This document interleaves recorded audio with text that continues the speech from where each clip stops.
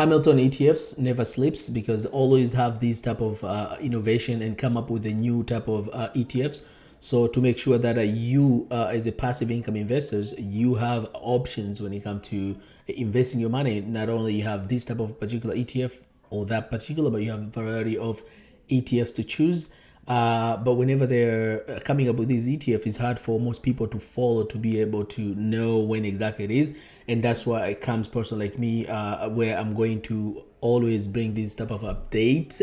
And today is one of those updates, what I'm going to bring to you, a brand new ETF. This ETF is a little bit different than the other ETFs that Hamilton has. It has a lot of similarity, but it has something very unique, particular to just this one. And that's what I'm going to show you today, and show you what this ETF brings to the table for as passive income investors. In order for you not to miss this kind of updates, make sure you subscribe if you haven't, and if you like my content, just give me a thumb up. So today I'm going to talk about a Hamilton Technology Yield Maximizer ETF, or the ticker symbol is QMAX. Initial target is 13%. So first we're going to look at the highlights. So the fund itself right now is not on Toronto Stock Exchange as of today, but it's coming on, beginning of trading on October 26, 2023. Initial target is 13. Monthly distribution, equal weight exposure to large technology companies in the US. I'm going to show you what companies are those. Active cover call strategy managed by Nick, who has 25 years of experience. So it's not managed by someone new. He's someone with a lot of experience, and pretty much this is the same person who actually managed UMAX and HMAX as well.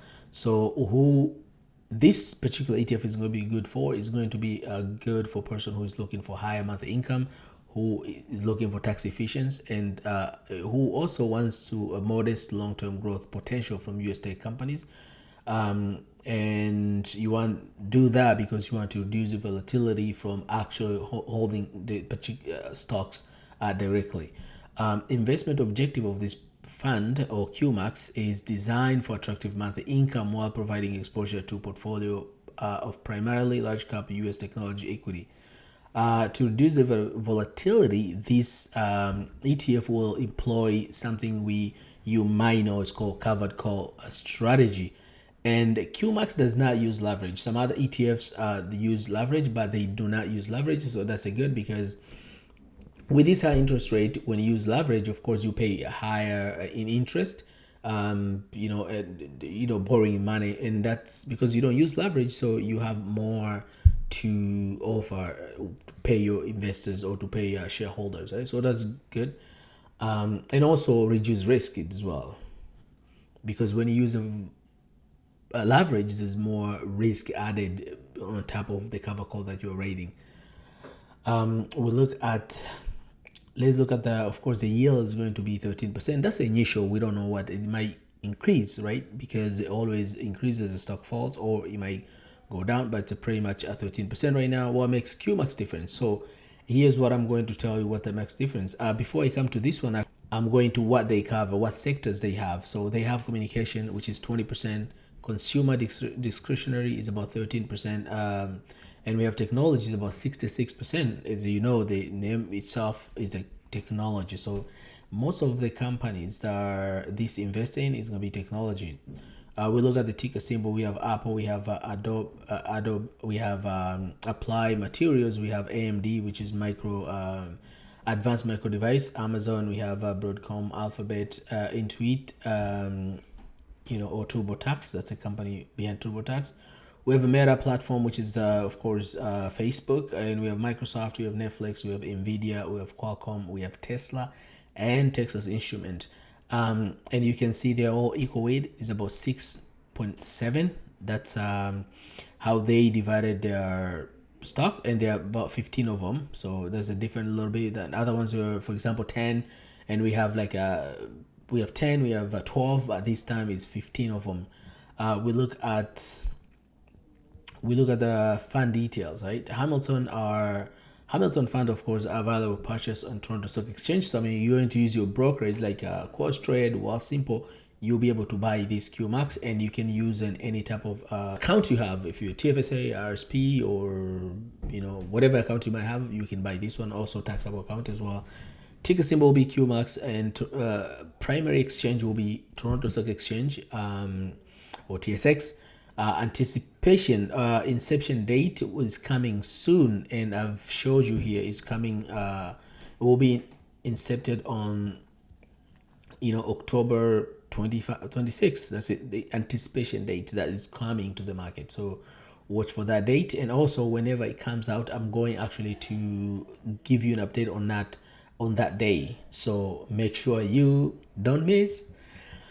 We'll look at investment styles. US technology cover call. Initial target is 13%. Distribution will be monthly. Management fee will be 65, same as other ETF they have, like UMAX, HMAX, and HYLD. Risk is a low to medium. So before we go to yield and say what's the price and how much they're going to pay in dividend, I'm going to show you what makes this a little bit different than other ones that preceded this one. So many cover call ETF right option out of the money, but QMAX is able to provide higher monthly income by writing at the money option, which offer a significant higher cash premium. Those we've seen this strategy they use with other ETFs that they have in their line of ETFs. But what makes this one different than any other that they have so far is the QMAX right option on 30% of its holdings, which allows the portfolio to maintain 70% growth. If a HMAX, for example, it uses about 50%. That number is 50%. We look at the HYLD, 50%.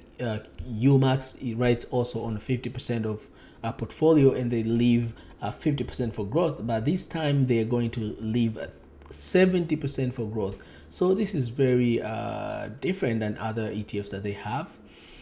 We look at let's look at one thing. Let's look at distribution, how much they're going to pay in dividend. The first dividend is going to be on 7th of December. That's the first one is going to be if you buy this whenever before that date, actually, pretty much, right? So and then how much they're going to pay? They're going to pay 1.75, or 18 cents. So we know how much they're going to pay. We know the yield, but we don't know what's the price of this is going to be, because right now it's not on the market. But we know the yield and we know the numbers. We can know right away how much is it going to be. If we do a little math here, this is very simple grade 2 math. If we do, are they going to pay 1.75? So we do 1.75 times 12. So they're going to pay $2.10 annually. We take that, divide by the price that I'm thinking is going to be, which is $16. If we look at that, we look at times 100,